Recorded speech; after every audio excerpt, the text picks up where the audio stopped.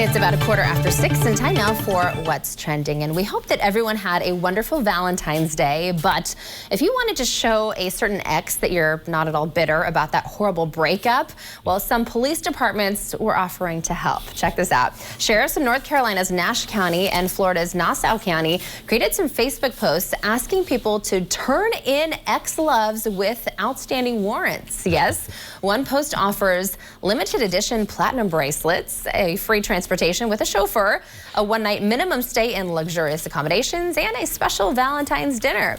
And these departments promise to make the surprise special for that certain someone.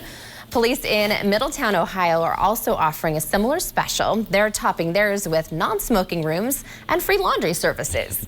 They also promise to keep your former Valentine safe with 24-hour security and video surveillance. This is a new one, you guys. You know, we've been talking all about different ways to celebrate Valentine's Day and also different things you can do, as far as your ex goes, whether it was naming a beetle or a snake or something after your ex or all that kind of stuff. But this is certainly a unique one, and I think it's completely hilarious. Yeah, I think it's really funny when, police departments, sheriff's offices kind of get in on the fun a little bit around holidays, and it's also a good way to kind of, promote their own stations and stuff like that. But I'd be interested if anyone actually seriously partake in this. You gotta know. Yeah, that'd be funny. Oh, too funny to say the least. And this is definitely a very creative way. I mean, get some not so good people off the street that have outstanding warrants, and a very good humorous way. I'm almost curious to see who thought of this, but hey, well done to the police department. Good way to get a good laugh going from many, and hopefully it did its job too and got some people off the streets. Yep. Yeah, absolutely. Well, certainly not cold at all like this next story here.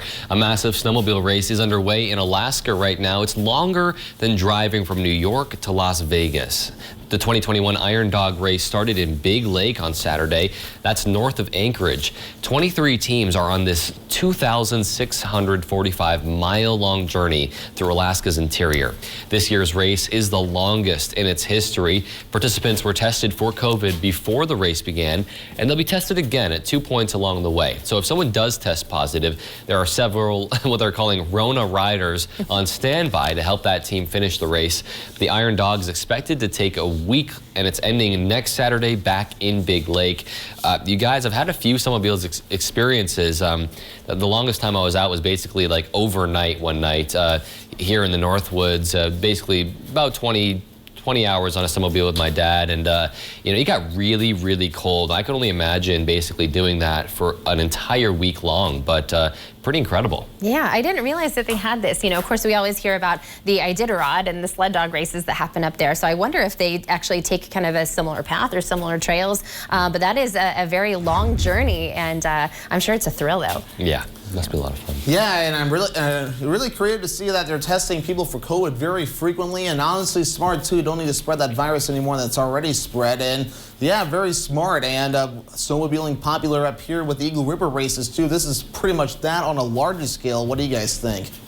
Oh yeah, we love of course the Derby races are amazing, but that's more focused on speed, and like a shorter race. This one is just massive and a very long length for them. So I'm sure tiring, exhausting too, right? When do they sleep, right? Right. Yeah, when do they sleep? And this next story, also exhausting. A clever European grandfather built a Valentine's Day treat for his grandkids, a floating carousel made of ice. The granddad lives in Estonia near the Baltic Sea. A lake there is frozen over and the ice is thick, so Hans Ale got the idea to cut the ice in a circle, attach a small outboard motor, and make it spin. The ice carousel is 39 feet across and weighs, he says, 24 tons. Ale said it wasn't complicated to build, but required patience. He said he wanted to create something to get his grandchildren outdoors and off the computer, and by the look of things, the scheme worked.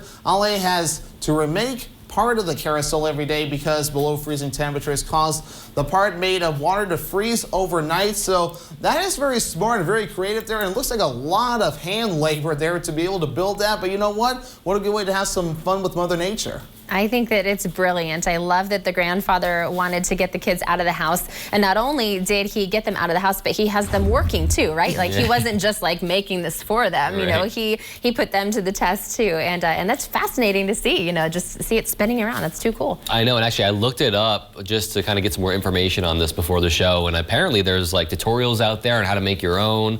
It looks like a lot of fun. I wonder what would happen if you like got a couple people on them and kind of ran around in a circle, if you could get it spinning really fast. Right? Yeah.